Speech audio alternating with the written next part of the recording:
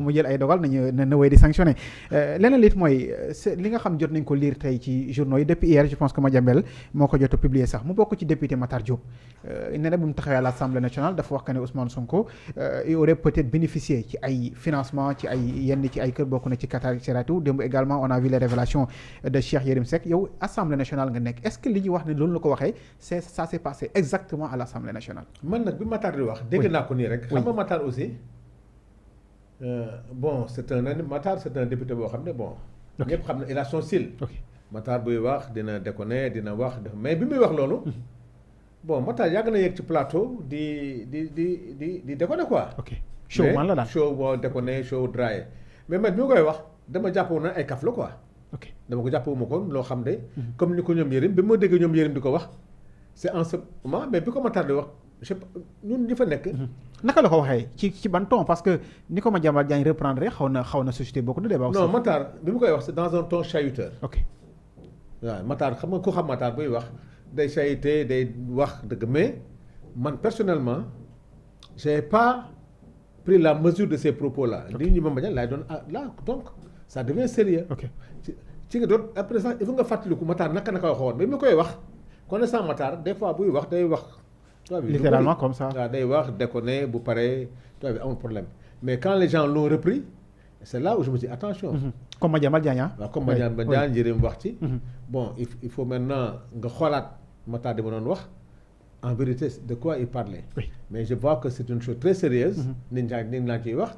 bon Matar ce qui est malheureux un député nag bu nekk en session en plein di mu wax. bon loolu kenn mënu ko ci poursuivre. maintenant ñoom Madiambal nag ak Yérim. c'est là où le procureur doit s'autosaisir. parce que ñoom ñi ciy wax mais Matar moom ses propos à l'Assemblée vraiment c'est des propos yoo xam ne. bon des fois il le dit avec beaucoup d'humour. beaucoup d'humour bokk doo mënoon pour man da ko doon wax ni rek ak draé. mais si c'est sérieux il va le confirmer.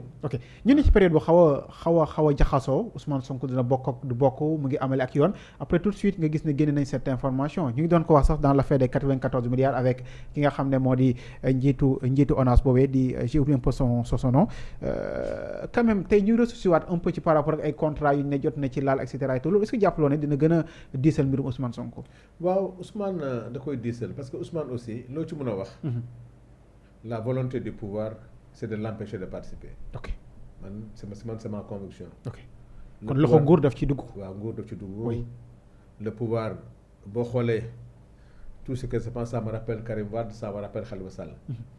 le rabat d'arrêt bi nga xam ne amoon na ci Khalifa on disait que c'était suspensif. tey ñu ne c'est pas suspensif donc. ñu génnewaat encore des poux encore sur Ousmane. je suis toujours dans la logique de comprendre que y a une volonté du pouvoir à empêcher Sonko de participer man le cas Sonko dama ko départir maintenant du champ judiciaire. pourquoi. parce que pour moi c'est un problème politique. Khalifa l'a vécu xam nga nit ki bu dundee dara. am ci expérience mais Khalifa yi caisse d'avance lañ doon ko toppee. oui mais la caisse d'avance tu sais la caisse d'avance dafa détourné près de 1 milliard et quelques. oui xam nga la caisse d'avance. ñoom xam na ni mu daan demee. c'est comme à l'Assemblée nationale c'est comme les maires. tu vas voir dans la gestion des mairies dans la gestion de l'Assemblée nationale. tu as vu des pratiques yoo xam ne bon c'est pas inscrit dans la loi des finances. mais c'est des pratiques. qui sont tolérés. Qui sont tolérés parce que la ville de Dakar n'est pas la commune de Ndiaganiao ni la commune de Diakhao ni la commune de Kem mais la commune de Dakar a un statut particulier. donc loolu di fi am depuis Mamadou Diop depuis institut loolu mos a am. maintenant quand. il avait même témoigné devant la barre tout le monde a témoigné mais la ville de Dakar n'a jamais porté plainte contre Khalifa Sall c'est le dernier de la ville de Dakar. c'est la ville qui l'a autorisé. donc la ville même avait pris un avocat pour défendre Khalifa. mais c'était un processus politique tu as entendu Mbaye Ndiaye en son temps.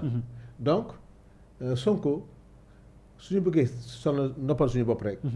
nañ ko génne du champ judiciaire xam ne c'est un combat politique entre Benno et Sonko c'est un combat politique donc ce qui peut le sauver.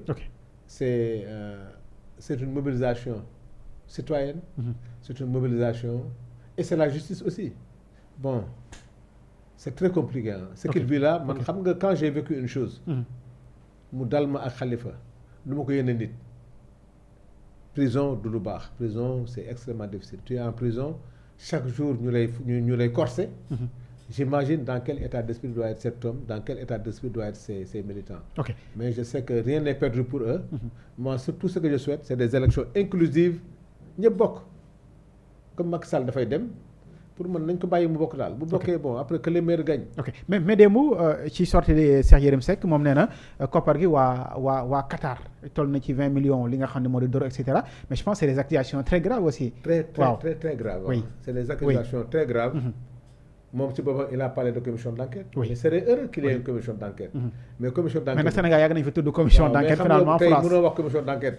ci loolu mu wax ci 20 milliards de dollars.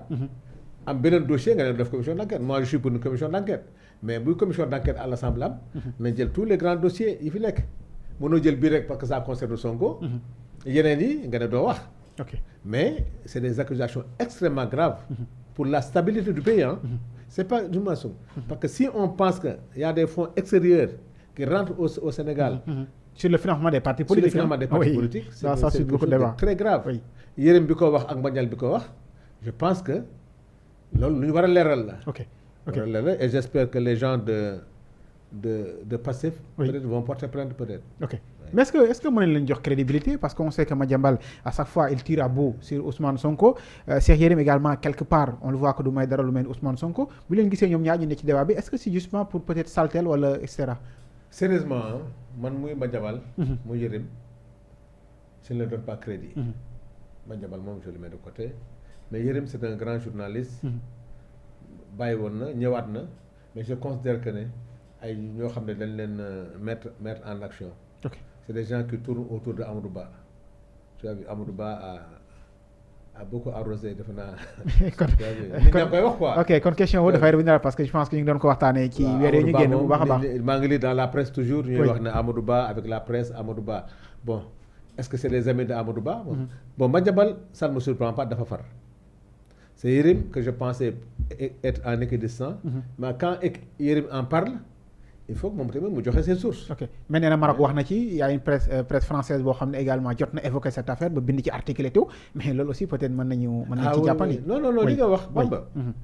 buñ ko jël à la légère. ñaara ci nekk. li ñuy wax mu nekk dëgg la justice dem jusqu'au bout. waxul dëgg aussi waa Pastef aussi porter plainte. parce que nag c'est pas non mais les gens de Pastef mën nañu xalaat ne aussi c'est pour les ay dilatoire la. dilatoire la xam gars yi dañuy des fois allumer ay contre-feu. est-ce qu'ils n'ont pas allumé un contre-feu pour jéem a am luy nëbb.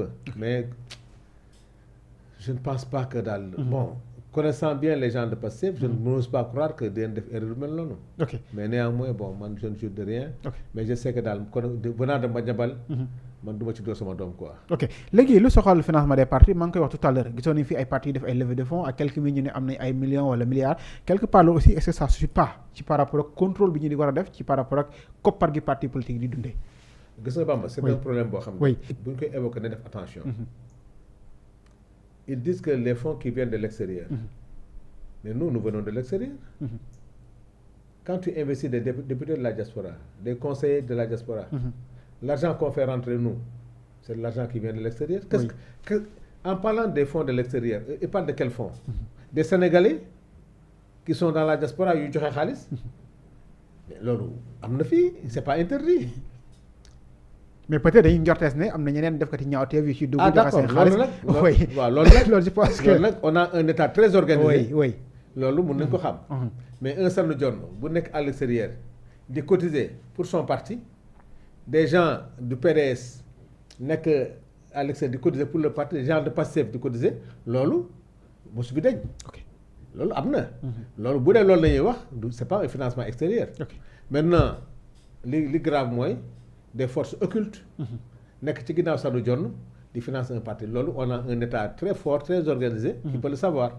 parce que ñoom ne nañ une partie boo xam ne à moins de quelques heures ñu mën a organiser wala génne koppar gi ni mel xaw na leen jaaxal. fa la ñu koy jëlee et tout. et dans la réalité politique je pense c'est la première fois ak vécu politique bi nga am aussi musul am ci Sénégal c'est la première fois en tout cas. parrainage bi ngay gis ni sax. ñuy parrainer nit ñi joxe seen xaalis. oui c'est la première fois oui. man dama leen di nangu la gis nga y a un phénomène qui est né avec Sonko. man je ne l'ai jamais vu en politique.